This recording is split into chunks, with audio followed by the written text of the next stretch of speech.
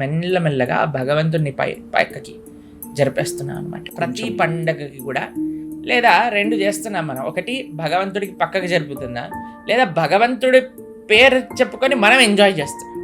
కానీ పండగలు భగవత్ ప్రీతి అర్థం. అయ్యా, నీ జీవితంలో ఈ ఆధ్యాత్మికము కూడా చాలా ముఖ్యమైనది అని మనల్ని నిరంతరం గుర్తు చేసేదే ఒక ఉత్సవం. ఓకే, 3 విషయాలు జరుగుతున్నాయండి ఒక పండగ వల్ల. మన రొటీన్ బ్రేక్ అయిపోయి మనకు ఒక చక్కటి అవకాశం, మళ్ళీ మనల్ని రీఇన్స్టిట్యూట్ చేసుకోవడానికి, రీఛార్జ్ చేసుకోవడానికి పండగ.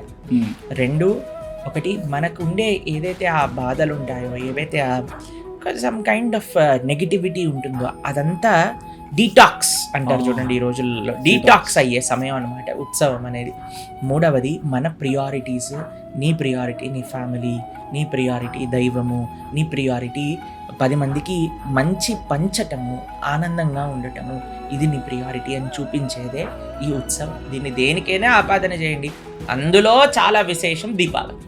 ఎందుకంటే దీపావళి అంటేనే ఆనందంగా ఉంటుంది, దీపావళి అంటేనే ఒక విశేషమైన పండుగ.